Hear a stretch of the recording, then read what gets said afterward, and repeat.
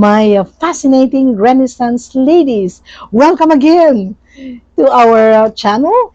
And I'm excited. We are on our ninth episode. Can you believe that? It's ninth episode, and we're still here. And if you are new to our channel, okay, and you will be hearing things for the first time, like how am I greeting all of you, fascinating, not beautiful, and Renaissance ladies. What do you mean by that, Miss Malu Cervantes? That's who I am here. All right, and then I strongly encourage you to click on your left side, and that's where I would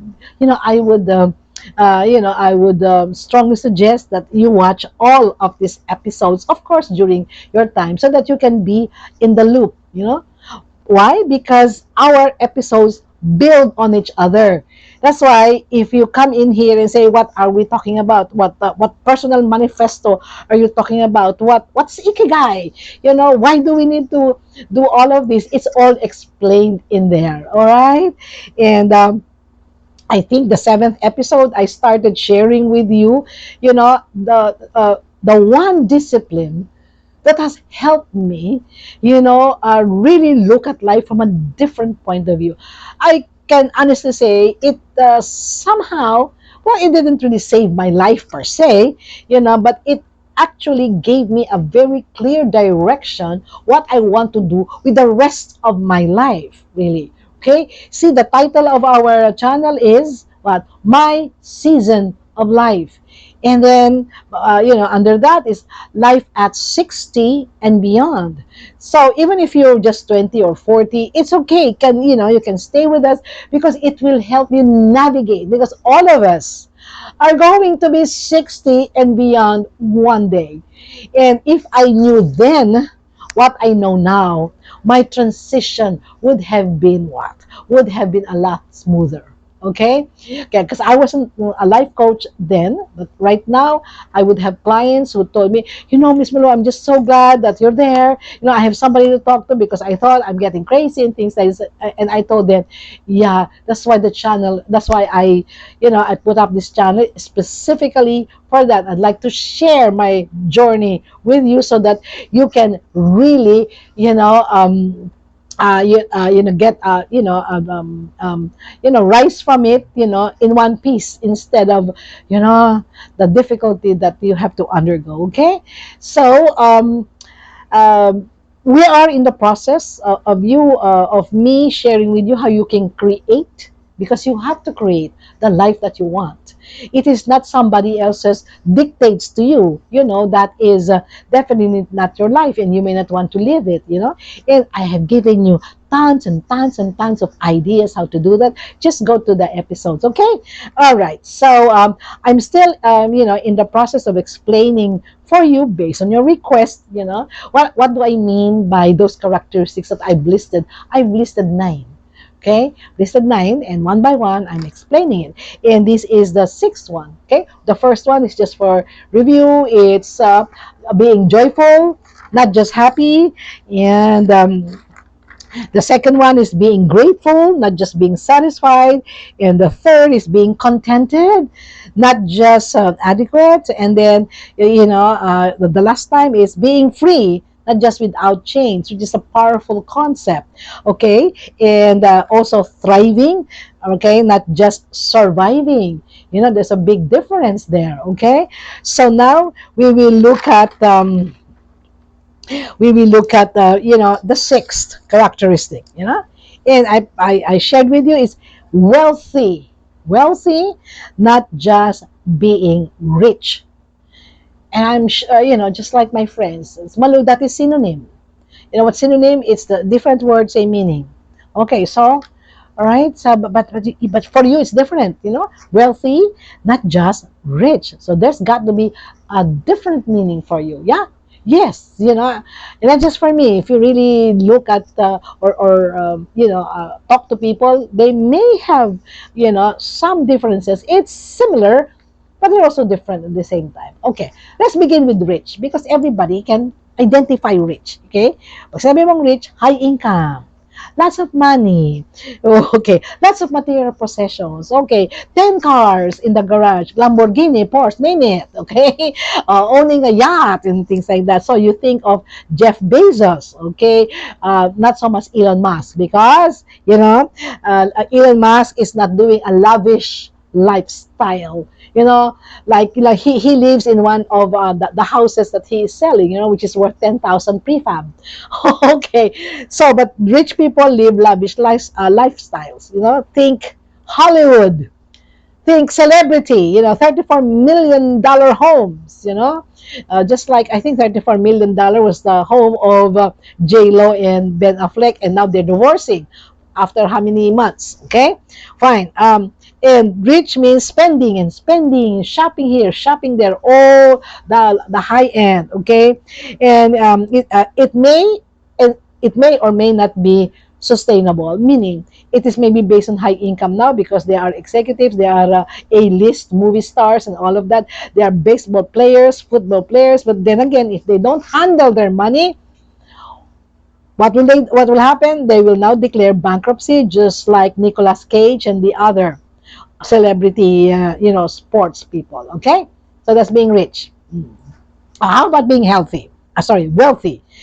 Okay, so wealthy is of course having also a lot of this, but the big difference is, they have lasting resources. Not this, not just the savings, not just the contract, 34 million. After that, it's gone. For them, it's generational, resources that they leave to their, their descendants, and then they have assets, long-term assets, like they have mansions here, and they have homes here and things like that, and they have held it for several years, all right. And but sustainable quality of life, they are not showy, they are not lavish, they do not they do not show people, they just dress with quality. It's sustainable because they know how to manage their finances. Okay, but not only that, let's go beyond that, because that's money. Okay, being wealthy in terms of knowledge, right? I mean, somebody can have a lot of money, but when you talk to them, they don't talk sense, because there's not much, because they stop learning in school. All right, you have to continue learning you have to grow in knowledge. Okay, at the same time, how about Warren Buffett? I like that this guy is a billionaire. Yeah, I'm wealthy from the point of view of I have loving relationships. Okay, the people I love me too. See, what's the use of a lot of money if your marriage is, if your marriage is breaking up, if your children don't love you, if your children don't want to see you, okay, what's the legacy that you're gonna leave behind? You may have money, but you're not wealthy, really. Okay, so that's one characteristic I want for a great life. I want to be wealthy more than just being rich. In fact, I really don't care about being rich. I have money to eat what I want to eat. I bring out, my grandchildren, I have the money to spend that, buy something new maybe, go to have a vacation in a nearby place, not necessarily around the world.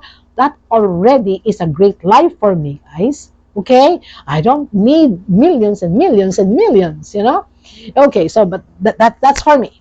Okay, if you like money, fine, as long as you are happy and productive and useful, fine with me. All right. So what's the second characteristic, sorry, the seventh characteristic? Okay, in the list, right, I place there: healthy, not just free from sickness. Okay, meaning, all right, I'm healthy, I'm not sick, yeah.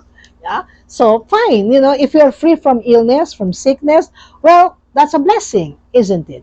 You know, but I just don't want to be free from sickness. Okay, in fact, I have another one. Okay, healthy, not just free from sickness, and maybe I put there, wellness, not just wealthy, healthy. wellness, not just healthy.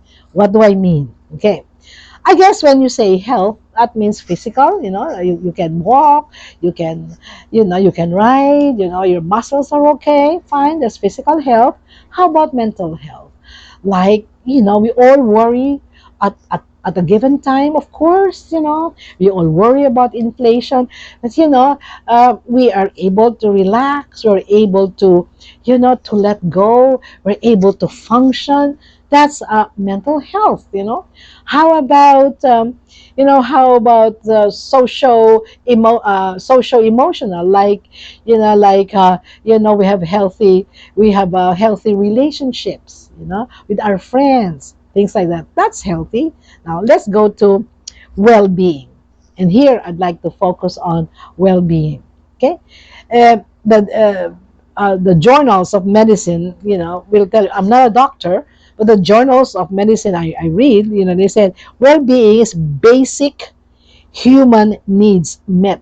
That's objective well-being. Meaning, when you say objective well-being, your human needs are met. Like, you can eat properly, you don't have difficulty, drinking, you can sleep, peacefully. All right. You don't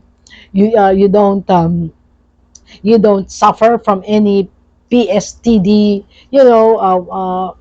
ailments like that. That's for them objective, well-being. But there's also a subjective well-being. And what is that? It's subjective, so which means personal.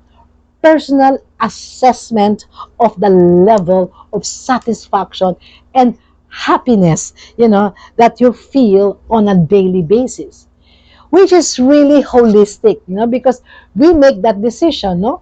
Meaning, even if we have a cold, even if we have a headache, we can still feel happy. We can still feel happy. Why? Because this is what we think. Well, this is just this too shall pass. All I have to do is rest. Okay, I have a comfortable bed. I have an air conditioned room. I can rest. Fine. Tomorrow I'll be okay. Right? So even if I have colds and sniffing and the stuffy nose and all of that, I'll be okay. And basically, I'm happy. I'm not really depressed because I have a cold, I have a flu, That is what we call subjective well-being. Okay? So that is what I meant, by healthy, not just being free from illness, and not just healthy, but, experiencing well-being, wellness. All right? Now, if this has helped you, this video and this sharing with you all of this, if this has helped you, again, give us a thumbs up. All right, give some thumbs up, and I will be I will appreciate, your comments that you can, post below, right? And subscribe so that you will not miss, any of our coming episodes, and just hit, the bell icon there. And this is your coach, your life coach. This is your mentor. This is your fellow traveler in this, in navigating this autumn of our life, which could be the best years of our life. And so, Miss Malu Cervantes, is signing off. So remember, my fascinating Renaissance ladies, life is beautiful.